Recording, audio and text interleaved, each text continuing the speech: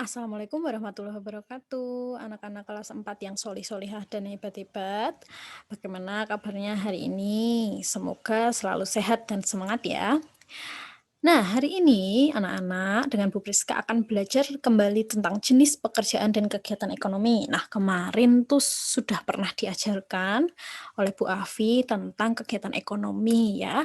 Ada produksi, konsumsi, dan distribusi. Nah, hari ini Bu Priska mengingatkan kembali, termasuk juga jenis pekerjaan-pekerjaannya. Nah, sebelum belajar, coba siapkan dulu buku catatan untuk mencatat hal-hal penting dalam pelajaran kali ini dan siapkan buku pulpena 4D milik kalian. Nah, sekarang kita lihat jenis pekerjaan itu ada dua macam. Ada yang menghasilkan barang dan ada yang menghasilkan jasa. Nah, pekerjaan yang menghasilkan barang itu maksudnya bagaimana, Bu? Ya, nanti ada barangnya. Jadi yang kita beli itu adalah barangnya. Misalkan tukang sayur, petani padi, petani jagung, terus, perusahaan yang menjual mebel. Nah, kita akan membeli barangnya. Tapi kalau yang di sebelah kanan ini, ya, yang bapak-bapak ini ada sopir, ada pilot, ini adalah pekerjaan yang menghasilkan jasa atau tidak membuat barang dan tidak menghasilkan barang. Yang kita beli itu jasanya. Misalnya begini, kita ke salon nih. Nah, kita pergi ke salon ya.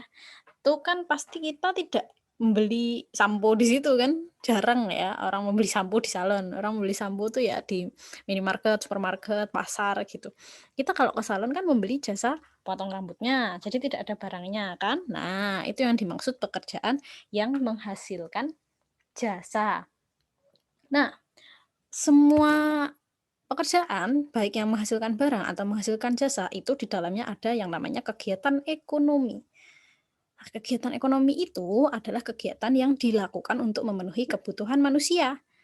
Ada tiga kegiatan ekonomi, ada produksi, konsumsi, dan distribusi. Nah, kegiatan produksi itu apa toh, Bu? Nah, ini penjelasannya. Kegiatan produksi itu adalah kegiatan mengolah bahan mentah menjadi setengah jadi atau barang jadi. Kalau di sini contohnya Pak Tani nih.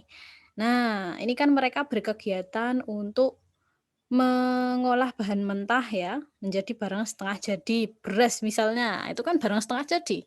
Nanti kalau Ibu beli beras di pasar masih dimasak lagi ya kan. Nah, Pak Tani dan Bu Tani ini atau yang melakukan produksi ini namanya produsen. Nah, kegiatan ekonomi yang kedua adalah distribusi.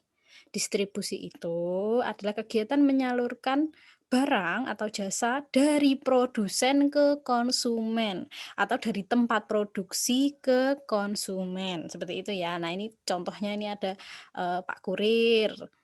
Nah, nih orangnya disebut distributor. Jadi menyalurkan barang dari tempat produksi ke konsumen. Nah, yang terakhir ini adalah kegiatan konsumsi. Adalah kegiatan menggunakan, mengurangi, atau memanfaatkan nilai guna barang. Lah, orangnya disebut konsumen. Kegiatan konsumsi itu yang misalnya gini, kita beli makanan, lalu kita makan. Nah, itu namanya konsumsi. Kita yang memakan namanya konsumen, gitu ya. Nah, sekarang coba bukalah buku Bupena halaman 42. Di situ kan ada kegiatan pembuatan mebel ya. Nah, di dalam kegiatan pembuatan mebel itu juga ada kegiatan ekonominya. Di mana tuh, Bu? Nah, perhatikan. Dari perkebunan jati sampai penebangan kayu jati, ini adalah kegiatan produksi. Lalu pengiriman kayu jati sampai pengolahan kayu jati menjadi kursi kemudian dijual oleh yang penjualnya ini bisa dikatakan proses distribusi. Kenapa? Karena kan ini barang yang mentah jadi setengah jadi, masih jadi kayu, terus diolah lagi ya kan. Nah, terus dijual nih sama Pak penjual mebel ke konsumennya. Nah, ketika sudah dimanfaatkan untuk keperluan sehari-hari ini namanya konsumsi. Nah, Bapak, Ibu, dan anak yang duduk di kursi ini itu adalah konsumennya.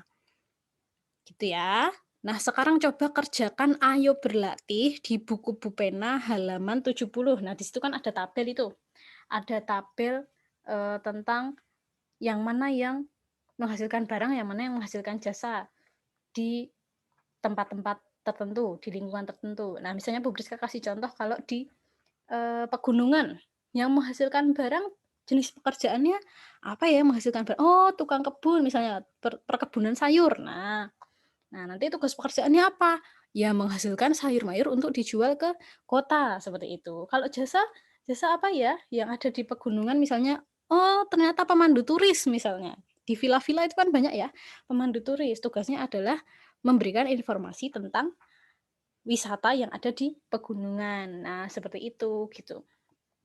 Nah, lagi, pekerjaan itu kan ada banyak ya anak-anak.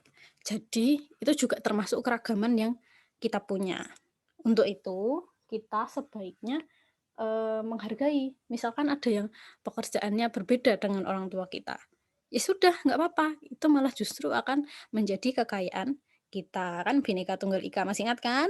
Ya, nanti kalau misalkan sudah dikerjakan, lalu difoto dan dikirimkan ke Google Form yang sudah disediakan ya, jangan lupa dikerjakan loh. Ya, alhamdulillahirabbil alamin, hari ini belajarnya segitu dulu. Semoga hari ini anak-anak tetap semangat belajarnya meski di rumah, dan jangan lupa jaga kebersihan dan kesehatan ya. Wassalamualaikum warahmatullahi wabarakatuh.